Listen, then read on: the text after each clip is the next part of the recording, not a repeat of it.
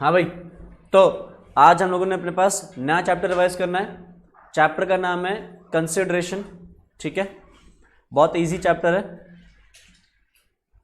और 5-6 पेजेस का, जल्दी खत्म हो जाएगा। ठीक है, तो देखते हैं कंसिडरेशन क्या है।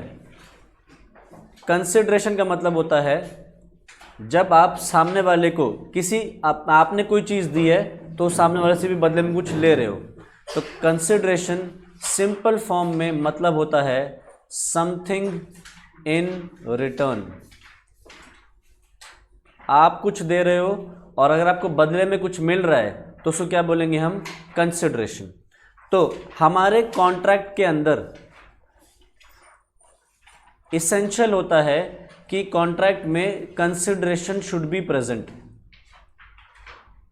ये हमने बेसिक इसेंशियल एलिमेंट्स में पढ़ा था कि कॉन्ट्रैक्ट में ज़रूरी है कि कंसिडरेशन शुड बी प्रेजेंट। और इसके बारे में क्या लिखा गया है? अगर कंसिडरेशन प्रेजेंट है तो हम कहेंगे क्विड प्रो क्वो है।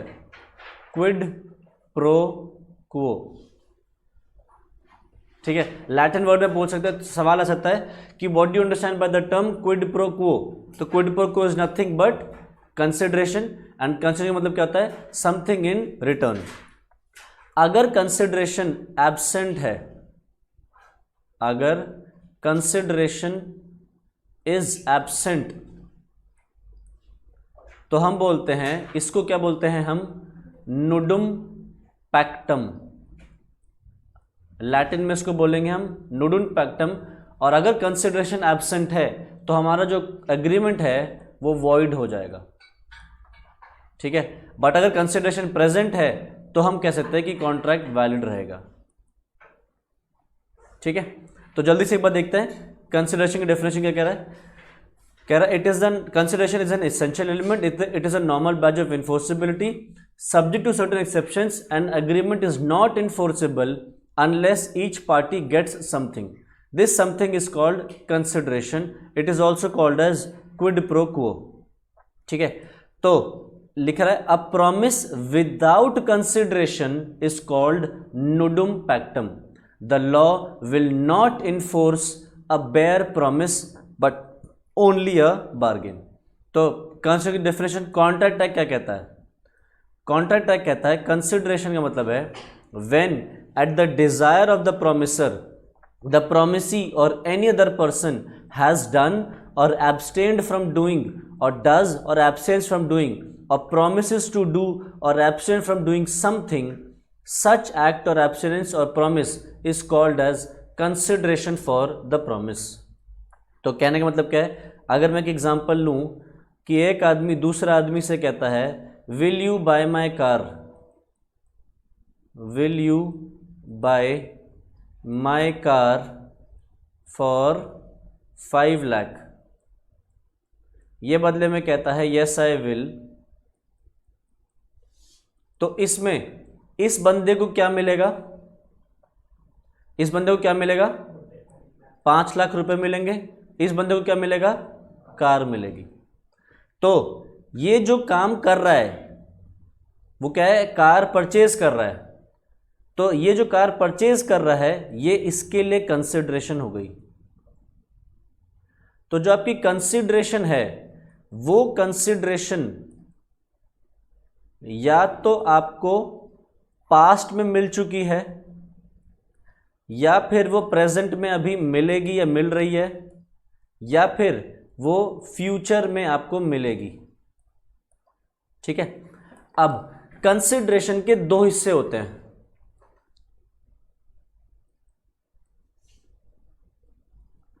कंसिडरेशन हो सकती है या तो टू डू समथिंग, या फिर abstain from doing something. Abstain from doing something. तो इसका मतलब क्या है? आप या तो कुछ काम करोगे, जैसे यहां पे एक आदमी क्या कर रहा था? गाड़ी खरीद रहा था, तो ही वॉज डूइंग समथिंग। दूसरा क्या हो सकता है?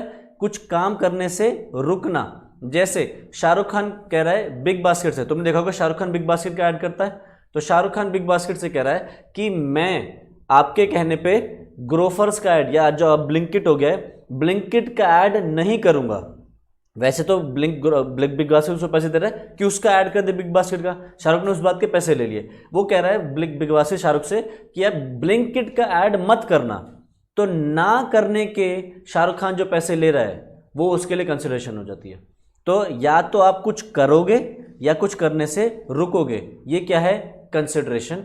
और ये या तो आपने पास्ट में कर दिया है या करने से रुक गए हो, या प्रेजेंट में कुछ कर रहे हो या करने से रुक रहे हो, या प्रॉमिस करते हो कि फ्यूचर में कोई चीज़ करोगे या करने से रुकोगे। तो कंसिडरेशन आपकी पास्ट, प्रेजेंट या फिर फ्यूचर की हो सकती है।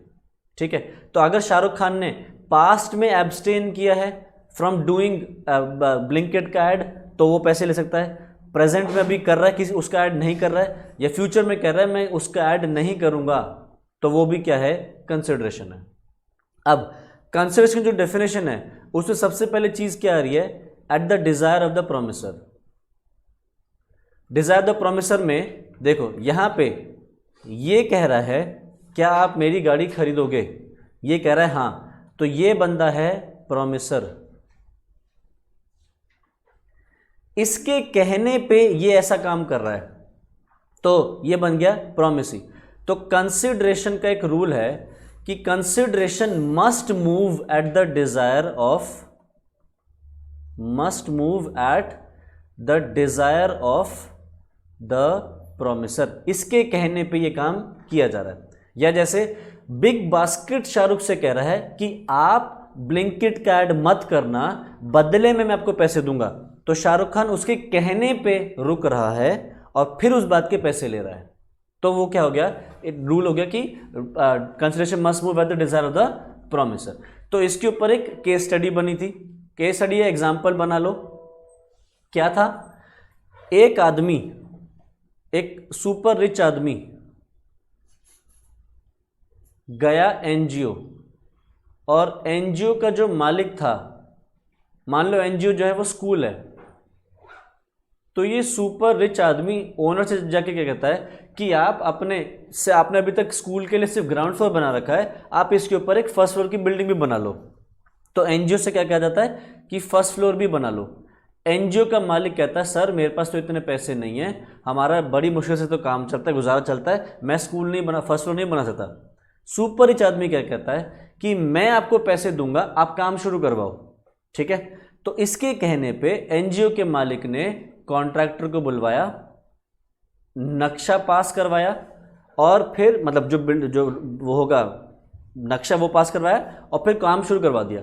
कॉन्ट्रैक्टर ने जैसे जैसे काम शुरू करा, कॉन्ट्रैक्टर ने कुछ टाइम बाद पैसे मांगे। ओनर के पास तो पैसे है नहीं, ओनर गया इसके पास और जाके क्या कहता है कि सर वो कॉन्ट्रैक्टर पैसे मांग रहे, जरा पैसे दे दीजिए। सुपर रिच आदमी इसको पैसे देने से मना कर देता है।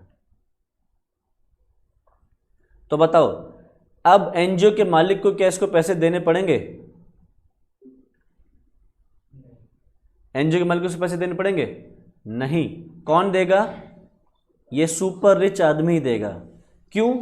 क्योंकि इसके कहने पे एनजीओ के मालिक ने काम शुरू करता, ये अपना आप शुरू नहीं करना चाह रहा था। इसकी डिजायर थी कि सामान मतलब वो बिल्डिंग कंस्ट्रक्शन की जाए, तो फिर सुपर रिच आदमी को अब कॉन्ट्रैक्टर को पैसे देने पड़ेंगे, वो मना नहीं कर सकेगा। ठीक है, ऐसे ही कुछ होता है। मान लो तुम एक सड़क पे खड़े हो, गोलगप्पे खा रहे हो, सडनली एक छोटा सा बच्चा आता है भिखारी, वो कहता है भैया भैया दीदी दीदी मुझे भी खिला दो, मुझे भी खिला दो। तो तुम क्या करते हो? खिला देते हो एक प्लेट। तो किसको पैसे देने पड़ेंगे? तुम्हें या उस भिखारी वाले बच्चे को? तुम्हें देने पड़ेंगे ना, गोलगप्पे वाले को। क्यों? तुम्हारी डिजायर थी कि उस बच्चे को गोलगप्पे खिला जाए, तो तुमने गोलगप्पे वाले से कहा भैया इसको गोलगप्पे खिला दो, तो तुम्हारी डिजायर पर उसने खिलाया, तो इस केस में फिर तुम्हें उसको पैसे देने पड़ेंगे। ठीक, तो ये हो गया सबसे पहला रूल कि भैया डिजायर किसकी होनी चाहिए? प्रोमिसर की। आगे लिखा है कॉमा, द प्रोमिसी और एनी अदर पर्सन। तो सेंटेंस तो साथ साथ ही चल रहा है। When at the desire of the promisor comma promisee और एनी अदर पर्सन, मतलब डिजायर प्रोमिसी या किसी और इंसान की भी हो सकती है। जरूरी नहीं है कि डिजायर हमेशा प्रोमिसर की हो, प्रोमिसी की भी डिजायर हो सकती है या किसी और पर्सन की भी डिजायर हो सकती है। अब ये क्या है? इसके ऊपर एक केस स्टडी हुई। केस स्टडी हुई थी चिन्नया वर्सेस रमया।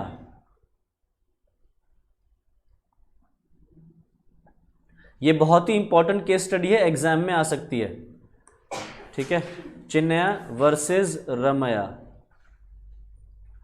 तो इस केस में क्या हुआ था,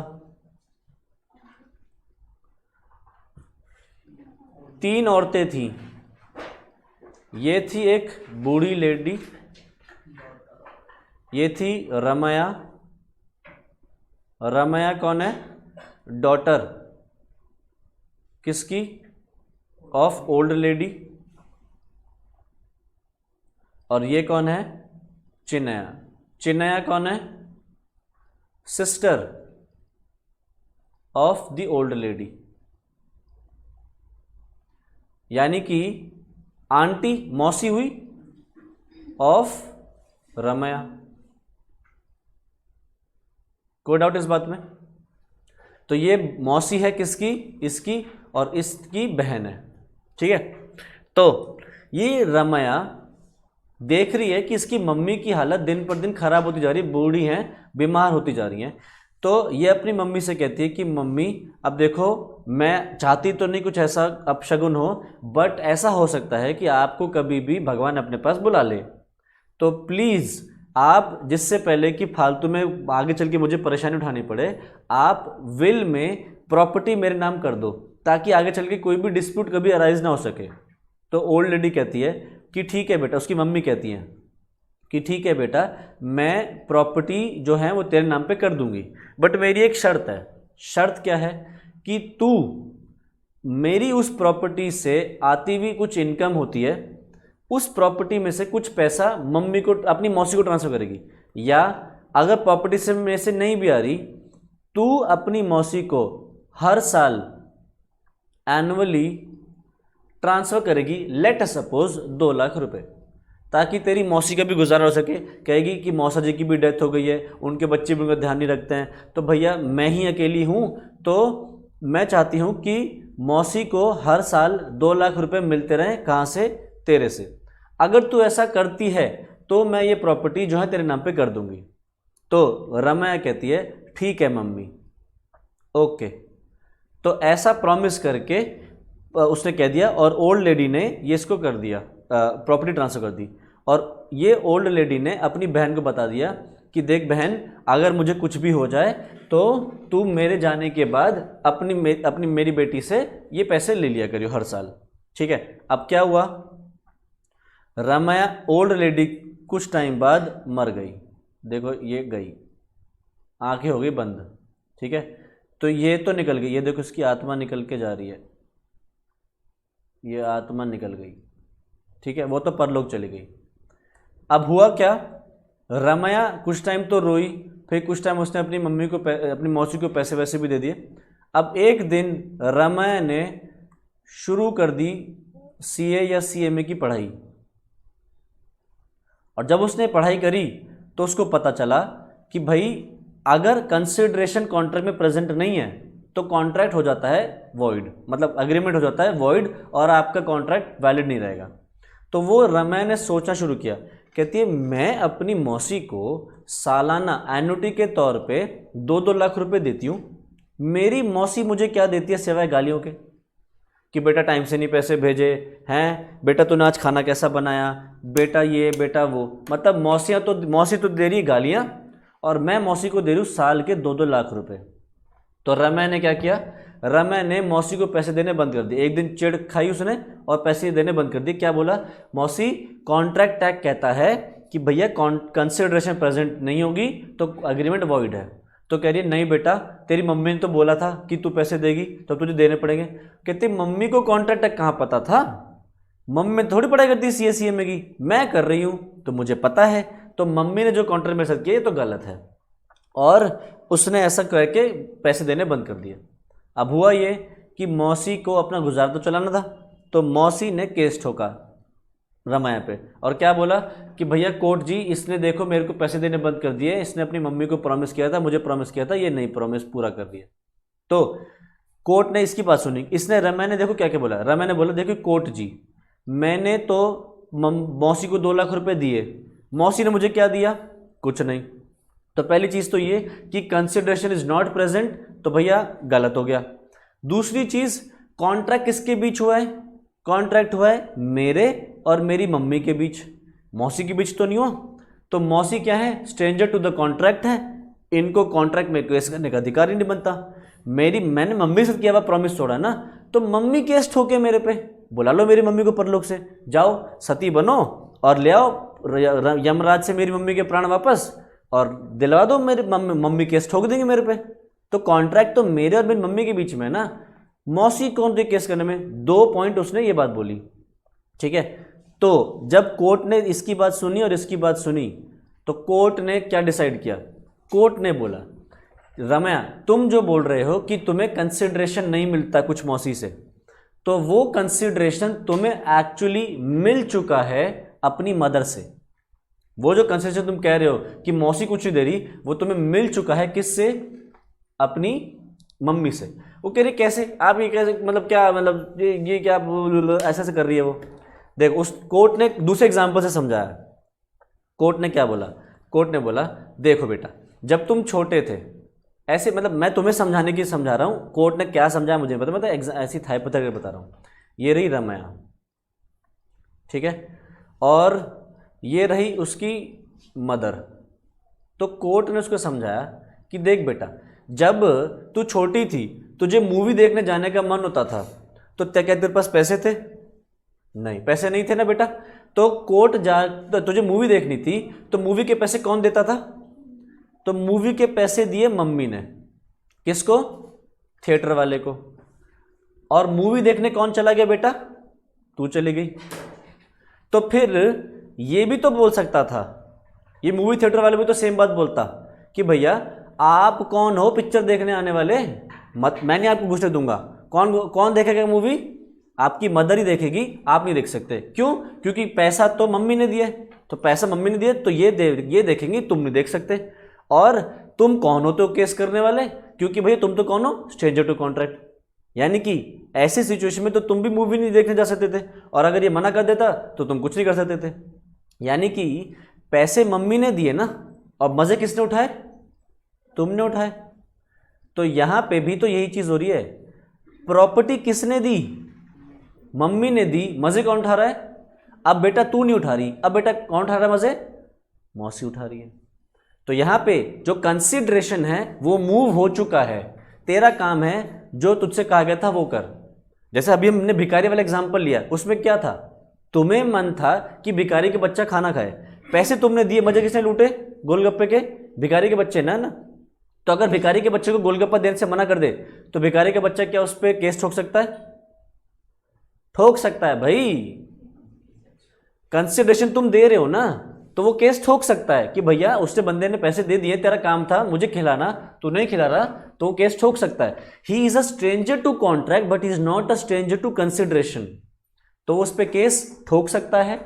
एंड यही चीज कोर्ट ने यहां समझाई, और क्या बोला कि भैया तेरा कॉन्ट्रैक्ट तेरी मम्मी के साथ तो था, बट ये एक कहीं ना कहीं स्ट्रेंजर टू कंसिडरेशन नहीं है।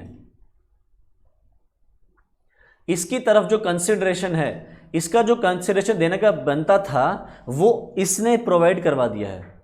2 लाख रुपए के बदले ये भी कुछ दे, वो जो दिलवाना था वो इससे दिलवा दिया गया है। तो यहां पे डिजायर किसकी थी, प्रॉमिसी की। यह है प्रॉमिसी, इसकी डिजायर, इसने प्रॉमिस किया था ना कि मैं 2 लाख रुपए दूंगी, इसकी डिजायर थी कि कंसिडरेशन जो है वो मूव हो। और ये कौन है, एनी अदर पर्सन, मौसी कौन हुई, एनी अदर पर्सन। तो इनकी डिजायर पे भी कंसिडरेशन मूव हो सकती है। तो ये हो गया हमारा चिन्मय वर्सेस रम्या वाला केस। तो डिजायर किसी हो सकती है, प्रॉमिसर की भी हो सकती है, डिजायर प्रॉमिसी या किसी और इंसान की भी हो सकती है। ठीक, नेक्स्ट तीसरा क्या है, कंसिडरेशन में बी एन एक्ट और एब्स्टिनेंस। ये हम डिस्कस कर चुके हैं। कंसिडरेशन 2 तरीके की हो सकती है, या तो टू डू समथिंग या एब्सटेन फ्रॉम डूइंग समथिंग, ये हम डिस्कस कर चुके हैं। नेक्स्ट, कंसिडरेशन में बी पास्ट, प्रेजेंट और फ्यूचर, ये हम डिस्कस कर चुके हैं। कंसिडरेशन या तो आपने पास्ट में कर दिया है, या आप भी प्रेजेंट में कर रहे हो, या फ्यूचर में करोगे, प्रॉमिस करते हो कि कुछ करोगे। अब ध्यान रखना, पास्ट में जो कंसिडरेशन है अगर वो वॉलंटरी है तो आपको बदले में कुछ नहीं मिलेगा। सर मतलब समझ नहीं आया। लेट अस सपोज ये हो तुम, ठीक है, और तुमने देखा कि सामने तुम सड़क पर चलते हुए जा रहे हो और एक आदमी की कार को आग लगी हुई है। मैंने ये कार नहीं बनाई, बस समझ लो ये कार है। कार को आग लग गई, देखो धू धू करके आग लग गई, इसमें जलती जा रही है, जलती जा रही है, ठीक है। अब तुम चलते हुए जा रहे थे, तुम्हें लगा यार इस आग को बुझा देना चाहिए, तो तुमने देखा आसपास एक वो लगा हुआ है, क्या है, हैंडपंप लगा हुआ है। तो तुमने क्या किया, पास में से कोई बाल्टी वाल्टी कोई कुछ भी उठाया और उसको भर भर के आग से बुझाने लग गए, ठीक है। तुमसे किसी ने कहा नहीं, तुम अपने आप करने लग गए, ठीक है। और जिसकी कार थी जल रही थी वो यहाँ पे ऐसे सर पकड़ के बैठा है, ऐसे देख रहा है, ओए मेरी कार जल गई, हर मेरी कार जल गई, ऐसे करके बैठा है। ये नहीं कि आग बुझा ले, डंगर अपना पहले रो रहा है। तुमने क्या किया, ब्रेव बच्चे हो, तुमने आग बुझाई, ठीक है, आग बुझाई और उसकी आग को तहस नहस होने से बचा लिया। थोड़ी सी जली, बाकी तुमने सेव कर दी।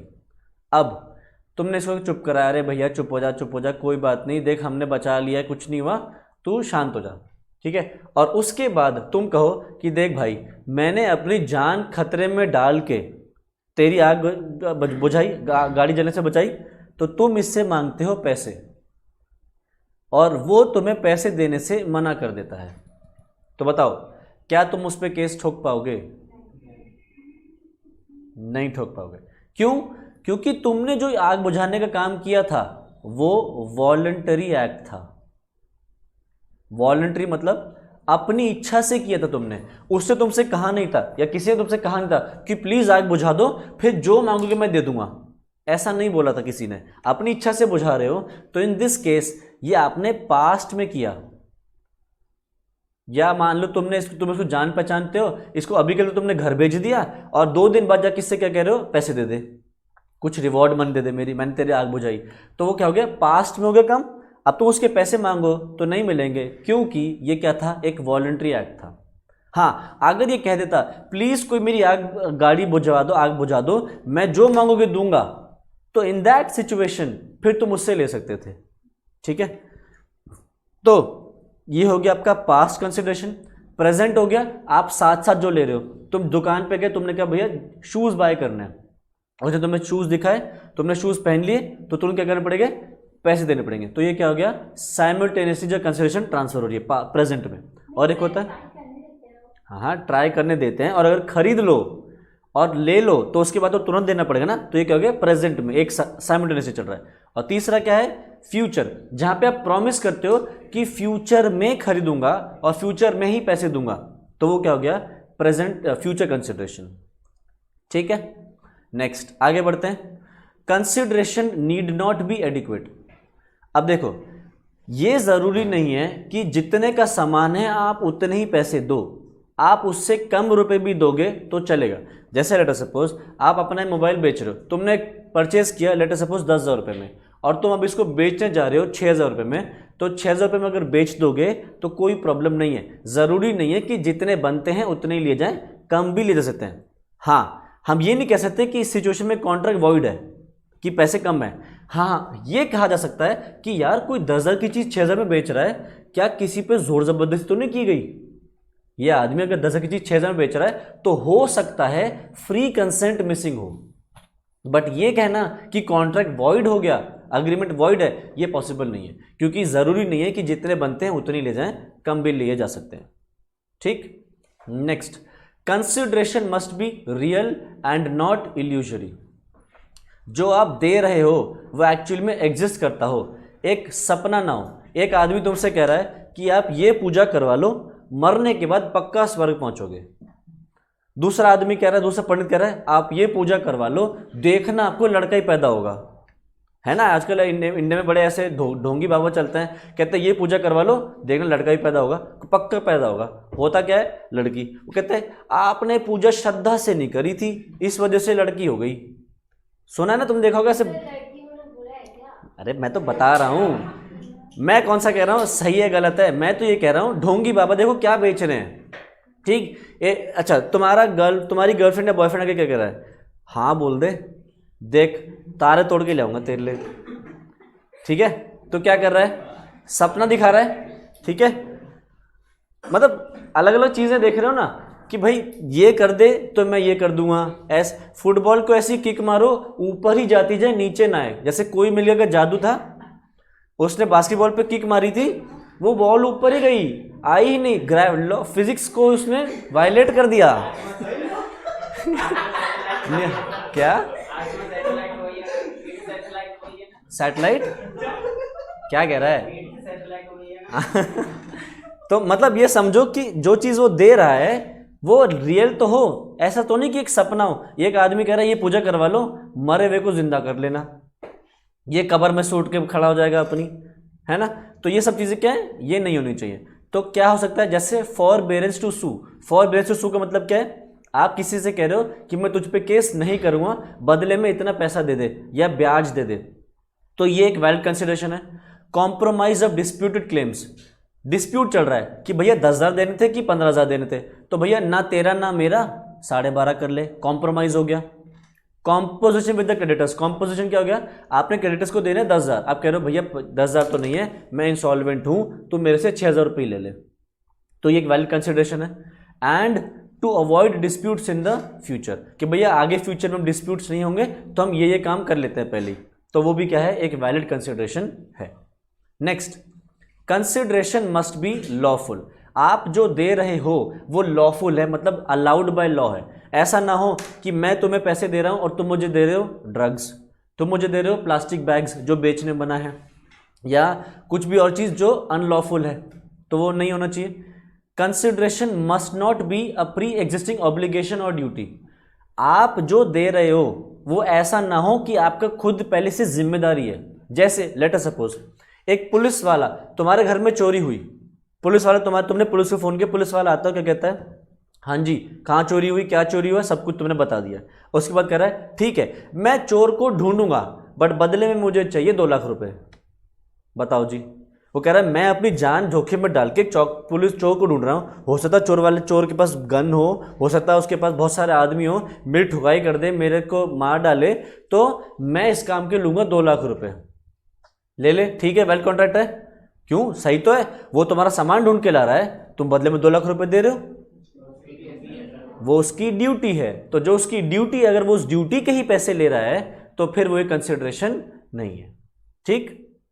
अच्छा, अगला क्या है, नो कंसिडरेशन नो कॉन्ट्रैक्ट, इसके कुछ एक्सेप्शंस। जनरल रूल तो ये है अगर कंसिडरेशन नहीं है तो कॉन्ट्रैक्ट भी नहीं है, बट इसके कुछ एक्सेप्शंस है। एक्सेप्शन मतलब क्या है कि कंसिडरेशन ना होते हुए भी हम क्या कहेंगे, एक वैलिड कॉन्ट्रैक्ट बन सकता है इन सर्टेन सिचुएशंस।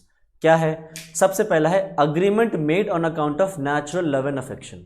एक चीज सोचो, अगर तुम्हारे पापा मम्मी तुम्हें कोई चीज दें, जैसे तुम्हारे पास अभी जो कुछ भी है सब किसका दिया हुआ है, पापा मम्मी का, कमाते तो हो नहीं, है ना, तो तुम्हारे पास जो कपड़े से लेके फोन और यहां तक कि जो रोटी दाना खाते हो पेट में, वो भी सब किसका दिया हुआ है, पापा मम्मी का दिया हुआ है। क्या वो पापा मम्मी को उसके बदले तुम्हें कुछ देना है, नहीं, कुछ देना है क्या, कि पापा लो पैसे ले लो आज के नाश्ते के, ये ले लो पापा, ये मैंने अपना जूता खरीदा था इसके पैसे ये ले लो, मोबाइल के पैसे ले लो पापा, नहीं ना, वो क्यों दे रहे हैं, प्यार से ना, out of natural love and affection. और क्या है, तुम्हारे साथ जो रिश्ता है वो रिश्ता भी बहुत करीब है, किसका है, बच्चों का है, पेरेंट्स का है, पेरेंट्स एंड चिल्ड्रन का है। तो यहाँ पे इस सिचुएशन में वो तुम्हें कुछ दे रहे हैं तो तुम्हें वापस देने की कोई जरूरत नहीं है। आगे चल के अगर पापा मम्मी कभी पैसे मांग लेना तो केस ठोक देना, धोकोगे नहीं, मुझे पता है, कहने के लिए, क्यों, क्योंकि जो उन्होंने तुम्हें दिया था वो out of natural love and affection था। तो उस केस में जो भी कुछ दिया जाता है वो वापस देने की जरूरत नहीं पड़ती। पैसे मांग लें तो तुम ठोक सकते हो, तुम ठोकोगे नहीं, मुझे पता, अच्छे बच्चे हो, ऐसा नहीं करोगे, बट कर सकते हो, ऐसा पॉसिबल है। अब देखो, अगर आप नेचुरल लव एंड अफेक्शन से कुछ चीज दे रहे हो तो पैसे लेने की जरूरत नहीं है, इसके लिए कुछ शर्तें हैं। पहली शर्त क्या है, सबसे पहली चीज तो लव एंड अफेक्शन होना चाहिए, पार्टीज के बीच में जो रिश्ता होना चाहिए वो करीब का रिश्ता होना चाहिए, नजदीकी रिश्ता। ऐसा नहीं है कि चाचा की मामा की भतीजे की बेटी की ये हो तुम, ऐसा कुछ होगा तो कोई फायदा नहीं है। नेक्स्ट, एक्सप्रेस्ड इन राइटिंग होना चाहिए, and it should be registered under any law.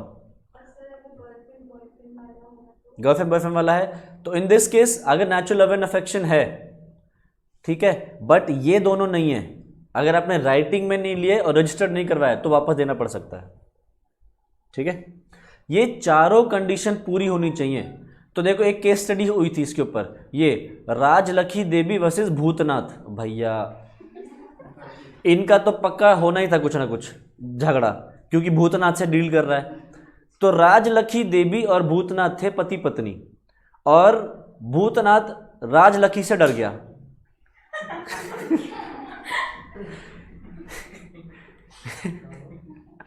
Bhootnath राजलखी से डर गया, जो भूत है खुद वो राजलखी से डर गया। उसने अपनी पत्नी से बोला कि तू चली जा, तूने मेरी जिंदगी नर्क कर दी है, ठीक है, तू चली जा यहाँ से, मैं तेरे साथ नहीं रह सकता। राजलखी कहती है चली जाती, अगर मैं कुछ कमाई कर रही होती, मैं तुम पे डिपेंडेंट ना होती तो मैं चली जाती, मेरे पास पैसे नहीं है अपनी देखभाल करने के लिए, गुजारा करने के लिए। भूतनाथ कह रहा है अरे तू टेंशन ना ले, मैं तुझे पैसे दूंगा, तू चली जा मेरी जिंदगी से। चुड़ैल, तो ये भूत और वो चुड़ैल, ठीक है, तो ये आपस में ऐसे बातें करते हैं। तो उससे कह रहा है कि तू चली जा मेरी जिंदगी से, मैं तुझे पैसे देता हूँ। बीवी कहती है मुझे तेरे पे भरोसा नहीं, कंजर तेरे से कल मैंने भिंडी मंगाई थी।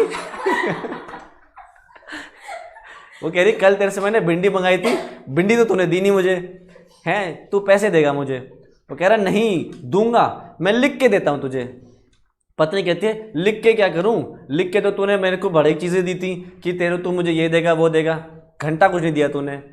तो चुड़ैल कह रही है ये। तो भूतनाथ क्या कह रहा है, अरे भैया तुझे तो बिल्कुल भरोसा नहीं है मेरे पे, मैं इसको रजिस्ट्री भी करवा के देता हूँ, नोटरी के पास चल रजिस्टर भी करवा के लाता हूँ मैं। तो राजलखी कहती अब भरोसा होता है मुझे कुछ।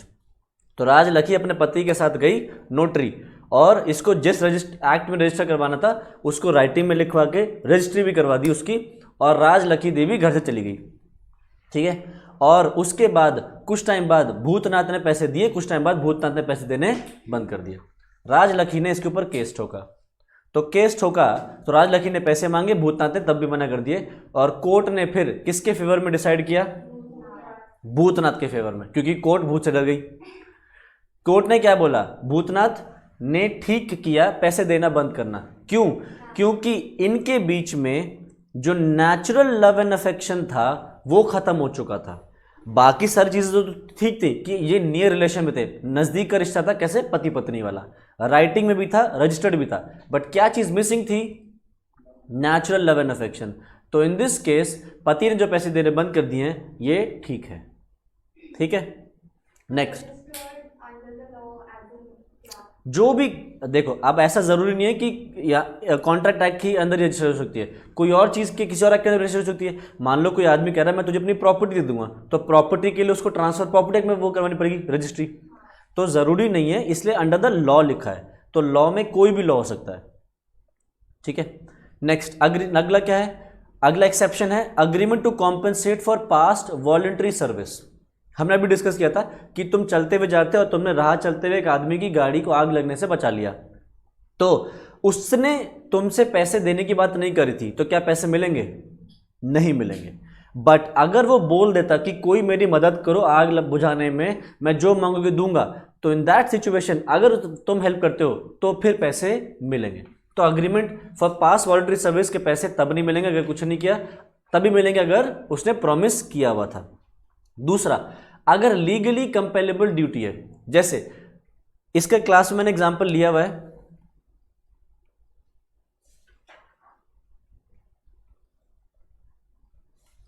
ये है हस्बैंड,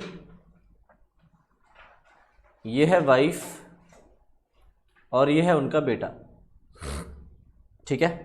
और ये हस्बैंड का एक बुरा वाला एक्सीडेंट हो जाता है और ये हो जाता है बेड पे, बेड रिडन हो जाता है कि अब ये बेड से उठ नहीं सकता, तो इसको क्या बोलते हैं, बेड रिडन, ठीक है। अब ये उठ नहीं सकता, काम धंधा नहीं कर सकता, इसी के ऊपर डिपेंडेंट थे इसकी बीवी और बच्चे खाने पीने के लिए। अब जब ये बेड पे आ गया तो काम तो करेगा नहीं, तो जो इसका ब्रदर है वो ब्रदर अब इसका भी ध्यान रख रहा है और बीवी बच्चों का भी इसके ध्यान रख रहा है, भला आदमी है ये, ठीक है। तो ये अब अपने भाई से कह रहा है कि भैया अब मुझे पैसे दो, मैं आपके बीवी बच्चों का ध्यान रख रहा हूँ, मेरे भी तो बीवी बच्चे हैं भाई, तो मुझे उनका भी ध्यान रखना है, तो मेरे पास इतने पैसे तो है नहीं कि मैं सबको खर्चा उधार रखूँ, तो आप मुझे खर्चा पानी दो आपका एक उठाने के लिए। तो यहाँ पे ध्यान से देखना, इस इंसान की ड्यूटी बनती है अपने बीवी बच्चों का ध्यान रखना, बट वो ड्यूटी कौन पूरा कर रहा है? ये ब्रदर पूरा कर रहा है, वॉलंटरीली अपनी इच्छा से पूरा कर रहा है। तो इन दिस केस हस्बैंड की ड्यूटी बनती है कि वो अपने भाई को अपना और अपनी बीवी बच्चों को देखभाल करने के लिए जो पैसे बनते हैं वो दे। सर ये तो बेड पे है, कैसे देगा? तो ये देगा अपनी प्रॉपर्टी में से, ठीक है, जो इसकी प्रॉपर्टी थी वहां से वो पैसे पे करेगा अपने ब्रदर को, ठीक है। अच्छा, एक और एग्जांपल ले लेते हैं। लेट अस सपोज एक बच्चा है, छोटा बच्चा, ये एक बाप है, उसका एक छोटा बच्चा है, और ये छोटा बच्चा किसी कुंभ के मेले में खो गया, कुंभ के मेले में खो गया, ठीक है, और ये किसी और को मिल गया बच्चा, ठीक है, किसी और को मिल गया, और उससे जाके थाने में रिपोर्ट लिखा दी, थाना मतलब पुलिस स्टेशन में रिपोर्ट लिखा दी कि भैया ये बच्चा किसी का है, मेरे को कुंभ के मेले में मिल गया था। तो पुलिस वाले ने बोला ठीक है, आप इसको अपने साथ ले जाओ, अगर इसके माँ बाप आते हैं या मिलते हैं तो मैं आपको बता दूंगा, आप इसको लेके पहुंच जाना। तो अब क्या हुआ, 3 दिन तक ये बच्चा इसने अपने पास रखा, ठीक है, इसको दाना पानी खिलाया, मतलब खाना पीना खिलाया, इसको घर दिया, छत दिया, सोने के लिए बिस्तर दिया, कपड़े वपड़े चेंज करवा, नहलाया धुलाया, सब कुछ किया, छोटा बच्चा है, ठीक है। 3 दिन बाद इसका बाप मिल जाता है, और इसका बाप आता है और इसके कदमों में गिर जाता है, थैंक यू भाई साहब, थैंक यू मैम साहब, आपने मेरी औलाद का ध्यान रखा, आप तो भगवान हैं, भगवान का रूप हैं, आपने बस ये समझ लो मेरे लिए मेरी जान बचा ली, ये वो ऐसे ऐसे करके लेट गया उसके पैरों में, और क्या कह रहा है कि अब मैं अपने बच्चे को ले जाता हूँ। तो ये जो आदमी है जिसने इसका ध्यान रखा, वो कहता है ठीक है भाई साहब, सब कुछ ठीक है, बट मैंने इस बच्चे का 3 दिन ध्यान रखा, तो आप मुझे इसके 3 दिन के पैसे दो, जो मैंने इसको खाना पानी सब कुछ खिलाया। तो ये निकल गया कंजर, इससे पैसे देने से मना कर दिया, ठीक है। तो बताओ क्या ये आदमी पैसे ले सकता है? ये आदमी पैसे ले सकता है, ठीक है, किससे? बाप से। बच्चे का ध्यान रखने की ड्यूटी किसकी है? दाना पानी जो इसको खिलाना है, ड्यूटी किसकी है? बाप की। तो इसकी ड्यूटी बनती है, इसने नहीं की अपनी ड्यूटी पूरी, किसी और ने करी, तो जो इसने नॉर्मल जो सर्विसेज दी हैं, जो डे टू डे एक बच्चे की जिंदगी को सस्टेन करने के लिए जो बेसिक नेसेसिटीज प्रोवाइड करी हैं, उसके पैसे इसको मिल सकते हैं, ठीक है। मान लो बाप कह रहा है भैया मैं तो इंस्टॉलमेंट हूँ, कर लो क्या करोगे? नहीं हो, मैं तो खुद रिक्शा चलाता हूँ, ले लो क्या लोगे? तो फिर माइनर की अगर कोई प्रॉपर्टी है तो उस माइनर की प्रॉपर्टी से पेमेंट हो सकती है, ठीक है। हाँ, अगर आप बच्चे को आइटम्स ऑफ लग्जरी दे रहे हो, इसने इस बच्चे को लैपटॉप थमा दिया, मोबाइल थमा दिया, इसको बड़े बड़े चीज़ें दिलवा दी, तो इन दैट सिचुएशन फिर इसको ये वापस देने की जरूरत नहीं है, ना इस बच्चे को देने की जरूरत है। आइटम्स ऑफ बेसिक नेसेसिटीज जो हैं to suit the children's life, बच्चे की लाइफ को जो सूट करती हुई नेसेसिटीज हैं वो देते हो तो ठीक है, आइटम्स ऑफ लग्जरी दोगे तो नहीं, ठीक है। नेक्स्ट अगला क्या है? Agreement to pay a time barred debt. Time barred debt कौन सा होता है? टाइम बार्ड डेट, हाँ, जिसका टाइम निकल जाता है। टाइम कितना होता है? 3 साल। अगर आपको किसी से पैसे लेने हैं तो 3 साल के अंदर आप उस पैसे को ले सकते हो। 3 साल के बाद अगर आप पैसे मांगने जाओ तो उस इंसान की ड्यूटी नहीं बनती वो पैसा पे करने की। तो ये डेट क्या बन जाता है? टाइम बार्ड डेट, ठीक है। अब अगर आपने किसी से पुराना पैसा लेना है जो टाइम बार्ड हो चुका है तो वो तभी ले सकते हो जब वो पहली बात ये बात प्रॉमिस करे कि वो पैसे देगा। वो ये प्रॉमिस जुबानी नहीं, लिख के दे और बताए कितना पैसा देगा, पूरा या थोड़ा। तो टाइम बार्ड डेट में आपको तो पैसा मिल रहा होगा, आप वापस कुछ दे नहीं रहोगे क्योंकि जो देने वाला काम था आपने पहले दे चुके थे। तो टाइम बार्ड डेट तभी हो सकता है रीपे जब पहले बात तो वो नोटिस, आप वो प्रॉमिस कर रहा है कुछ पैसे देने की, वो प्रॉमिस राइटिंग में दे रहा है और वो बता रहा है राइटिंग में कितना पैसा देगा, कंप्लीट पैसा या थोड़ा बहुत पैसा, ठीक। नेक्स्ट अगला क्या है? गिफ्ट। ये तो बहुत आसान सा है। जब तुम किसी को बर्थडे गिफ्ट देते हो तो बदले में कुछ एक्सपेक्ट करते हो? नहीं। तो इस केस में no consideration no contract valid है। कॉन्ट्रैक्ट ऑफ एजेंसी, आप किसी को अपना एजेंट बना रहे हो तो एजेंट बनाने के लिए कुछ भी पैसे लेने की जरूरत नहीं है। मान लो मैं कहूं कि मैं अक्षत को अपना एजेंट बना रहा हूं, तो एजेंट बनाने के लिए मैं इससे पैसे नहीं लूंगा, ना ये मेरे से पैसे लेगा। हाँ, ये मेरे बिहाफ पे जो काम करेगा उस काम की मैं इसको या तो सैलरी दूंगा या कमीशन दूंगा, वो उस काम के हैं। एजेंट बनाने के लिए पैसे कोई देने की जरूरत नहीं है, ना लेने की जरूरत है। Next, bailment. बेलमेंट क्या होता है? आपने किसी को कोई सामान दिया किसी पर्पस के लिए, और जैसी वो पर्पस पूरा हो जाए वो सामान वापस आ जाना चाहिए। तो बेलमेंट दो तरीके की होते हैं, या तो ग्रेचुइटस या नॉन ग्रेचुइटस। नॉन ग्रेचुइटस बेलमेंट होती है जहां पे आप कुछ दे रहे हो और बदले में पैसे भी देने पड़ेंगे या लेने पड़ेंगे। जैसे तुम्हारा लैपटॉप खराब हो गया, तुमने अपना लैपटॉप दिया ठीक होने के लिए, तो जिसको दिया वो क्या करेगा? ठीक करेगा और वापस देगा। तो ये जो तुमने दिया है इसको क्या बोलते हैं? बेलमेंट। क्यों? क्योंकि तुमने लैपटॉप किसी पर्पस के लिए दिया है। क्या पर्पस है? ठीक होना। तो तुमने दिया, वो ठीक करेगा, तुम्हें क्या करना पड़ेगा? बदले में पैसे देने पड़ेंगे। इसको क्या बोलते हैं? Non gratuitous bailment. दूसरी होती है ग्रेचुइटस बेलमेंट। ग्रेचुइटस बेलमेंट में क्या होता है? आप सामने वाले से सामान देते हो, बदले में पैसे नहीं लेते। तुमने अपने दोस्त को लैपटॉप दिया कि भैया ले, तो स्कूल के लिए पावर पॉइंट प्रेजेंटेशन बनानी है, ले ले, और क्या दोस्त से पैसे लेते हैं? नहीं। तो ये क्या हो गया? ग्रेचुइटस बेलमेंट, जहां पे आपने सामान दिया, बदले में पैसे नहीं लिए। ठीक है। नेक्स्ट, रेमिशन। रेमिशन क्या है? माफ कर देना या जान देना।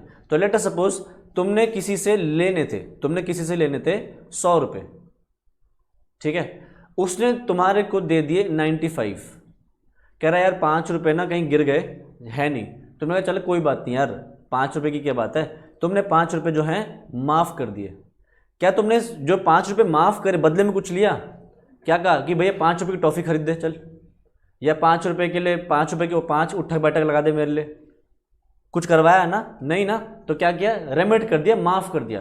तो इस केस में वैलिड है। नेक्स्ट क्या है? गारंटी। जब आप किसी के लिए गारंटी लेते हो तो आपको बदले में कुछ मिलता नहीं है।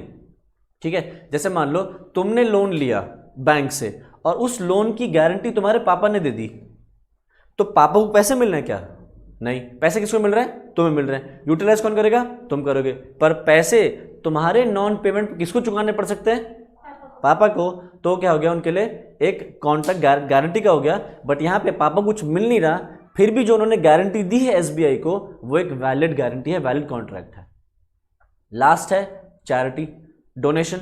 आप जो डोनेशन देते हो किसी को, बदले में कुछ चाहिए? नहीं। सड़क पर चलते भिखारी के लिए गोलगप्पे खरीद दिए, उसको पैसे दे दिए, या कोई भी चैरिटी एनजीओ में जाकर कर दी, तो उसके लिए पैसे जो चाहिए नहीं, तो नो कंसिडरेशन होने के बावजूद भी वो वैलिड है।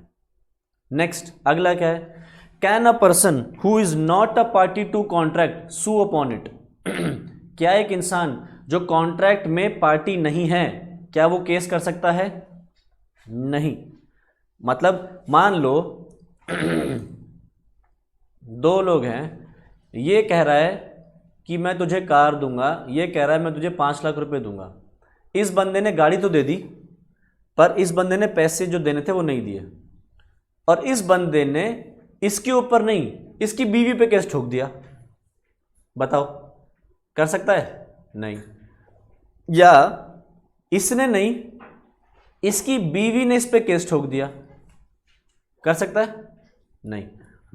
यानी कि सू किसको कर सकते हो? Only to the parties of the contract. आप इसके अलावा किसी और पे केस नहीं ठोक सकते। ठीक है। हाँ, अगर आप स्ट्रेंजर टू कॉन्ट्रैक्ट नहीं हो, बट अगर आप स्ट्रेंजर टू कंसिडरेशन हो, तो आप केस ठोक सकते हो। जैसे कि चिन्मय वर्सेस रमय वाला केस था। क्या मौसी ने कुछ दिया था? नहीं। मौसी was stranger to consideration. Consideration में कोई हिस्सेदारी नहीं, तो वहां पे तो बिल्कुल स्ट्रेंजर थी, but she was a party to the contract. तो वो अपनी बेटी, अपनी भतीजी, जो क्या बोलते हैं, भतीजी बोलते हैं ना शायद, भांजी, बेटी तो ऐसे बोल देते हैं, भांजी होती है रिश्ते में शायद। तो उसने अपनी भांजी पे केस ठोक पाई। क्यों?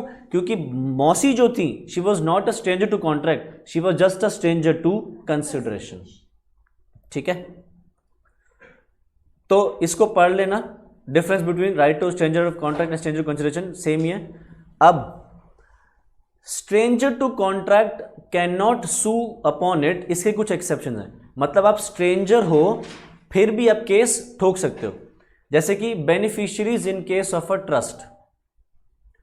अगर आप एक सामान के बेनिफिशियरी हो और आपका सामान किसी और के पास रखा गया है इन केस ऑफ ट्रस्ट, तो आप उस पर केस ठोक सकते हो। सर ये समझ सा नहीं आया। देखो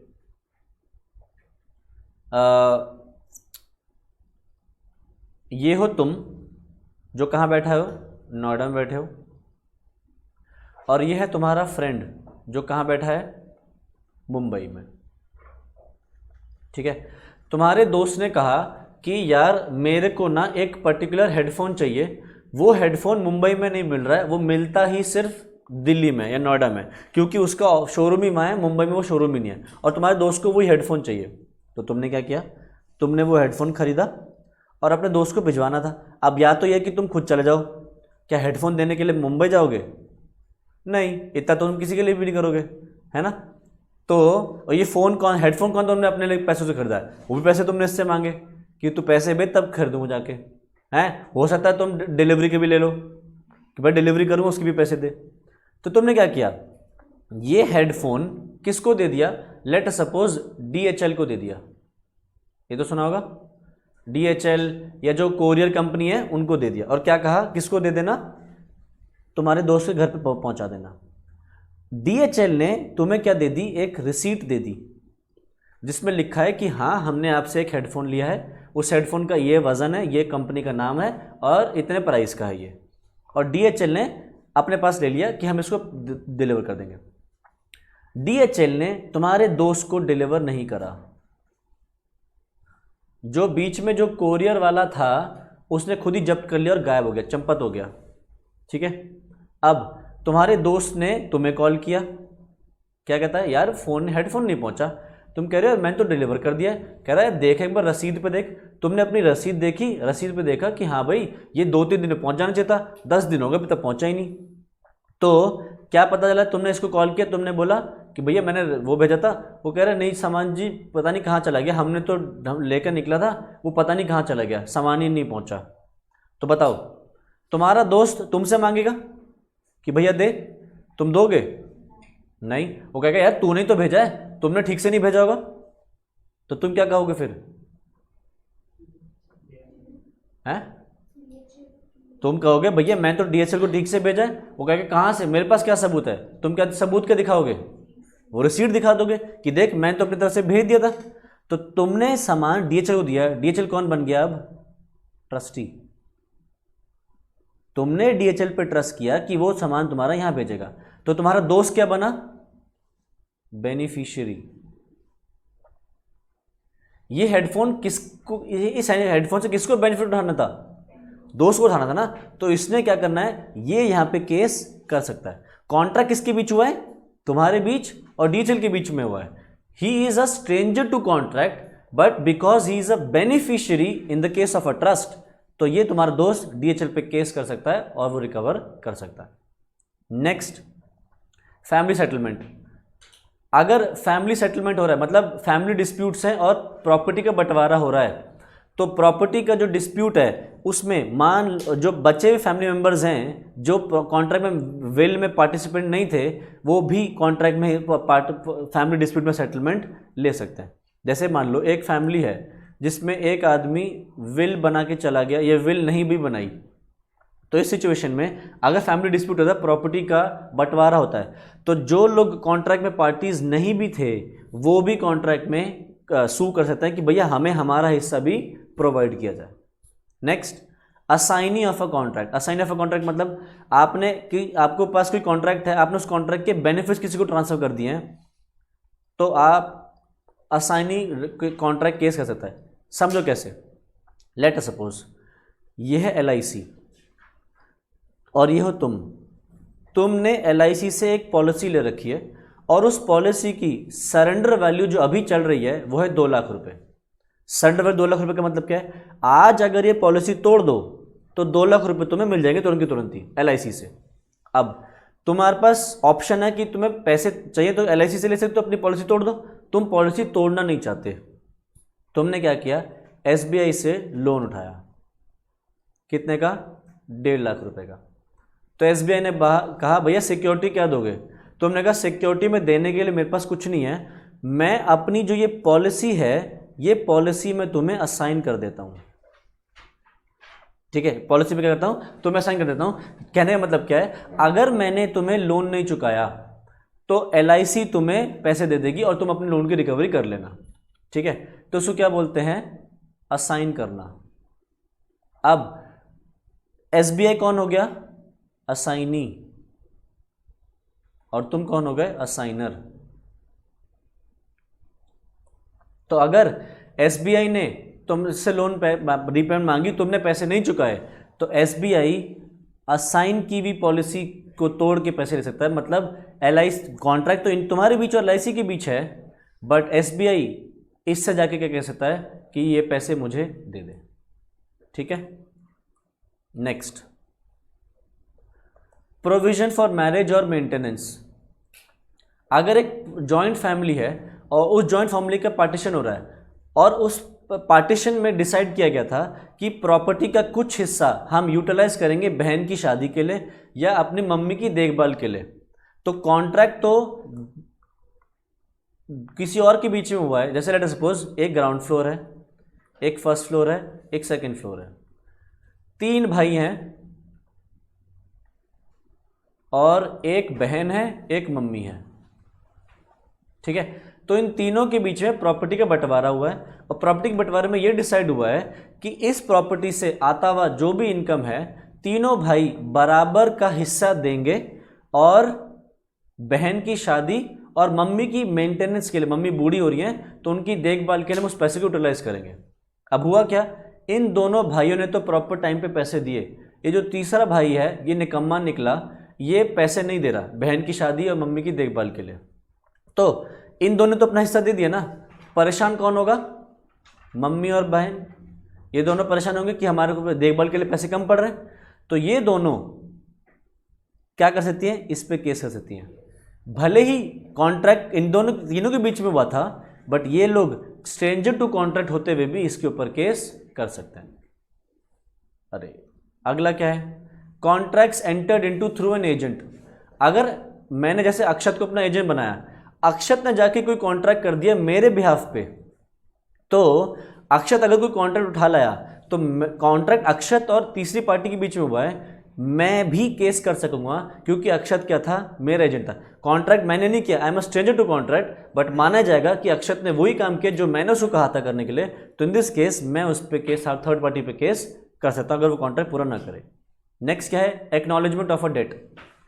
एक्नॉलेजमेंट ऑफ अ डेट क्या है, अगर आपने किसी के बिहाफ पे कोई सामान अपने पास रख लिया है तो फिर आपको वो सामान सामने वाले को वापस करना पड़ता है। आपको हक नहीं, आप उसके सामान को रख सकते हो। जैसे समन नहीं आया सर, ये हो तुम, और तुम अभी क्लास के बाद यहाँ से चले गए और किसी एक को तुम्हारा कैलकुलेटर मिल गया या तुम्हें किसी का कैलकुलेटर पढ़ना मिल गया। तो मान लो निशा को कैलकुलेटर पढ़ना मिल गया अखिल का, ठीक है, तो निशा ने मुझे दिया कि सर ये किसी का कैलकुलेटर रह गया, आप इसको देख लो। तो या तो मैं रख लूँ या मैं निशा को कॉल करके निशा से कह दूँ कि अखिल का है, तू रख ले और अखिल को बता दे एक बार कि अखिल का ये कैलकुलेटर उसने रख लिया है।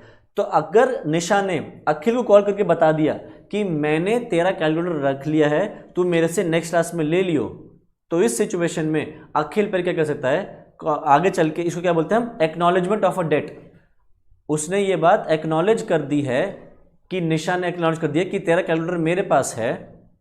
तो इस सिचुएशन में अखिल क्या कर सकता है, अगर निशा आगे चल के कैलकुलेटर ना दे तो अखिल उस पर केस करके रिकवर कर सकता है। और लास्ट है covenants attach with the land. Covenants का मतलब क्या होता है, अगर आपने लैंड के साथ कोई भी ड्यूटी, कोई भी लाइबिलिटी, कोई भी ऑब्लिगेशन जोड़ रखी है, तो वो अगर आप लैंड ट्रांसफर करोगे तो वो दूसरे वाले पर्सन के ऊपर ट्रांसफर हो जाएंगी। जैसे मान लो 2 लोग हैं, इनके बीच में कुछ था कि ये लैंड यूज करेगा, इसके पास लैंड है, ये लैंड यूज करेगा, बदले में इसको 2 लाख रुपए देगा। इस बंदे ने ये लैंड किसी और को दे दी, ठीक है। तो इस सिचुएशन में अब इस इंसान की ड्यूटी बन जाएगी कि वो 2 लाख रुपए चुकाया करे। या अगर मान लो इसके पास ये लैंड है और ये लैंड इसने इसको रेंट पे दे रखी है, ठीक है, ये लैंड किसकी है, इसकी है, इसने इसको रेंट पे दे रखी, ये इसको बदले में रेंट देता है। अब इसने क्या किया, ये लैंड इस आदमी को बेच दी, तो कॉन्ट्रैक्ट किसके बीच था, लैंड रेंट का एग्रीमेंट का, इन दोनों के बीच में। बट जब ये आएगा ओनरशिप लेगा तो इसको क्या पता चलेगा, भैया इस लैंड का यूज कौन कर रहा है, ये आदमी। तो फिर ये इससे पैसे ले सकता है रेंट के। अगर ये पैसे देने से मना कर दे तो ये स्ट्रेंजर टू कॉन्ट्रैक्ट है रेंट एग्रीमेंट का, फिर भी ये इस पे केस ठोक के रेंट रिकवर कर सकता है। ठीक है, तो यहां से हमारा वाला चैप्टर भी रिवाइज हो जाता है। ठीक है, बताओ कोई डाउट है, कोई चीज पूछे तो पूछ लो। नहीं, चलो फिर तो आज इतना ही करेंगे, इसके आगे नेक्स्ट क्लास में कंटिन्यू करते हैं। Bye bye.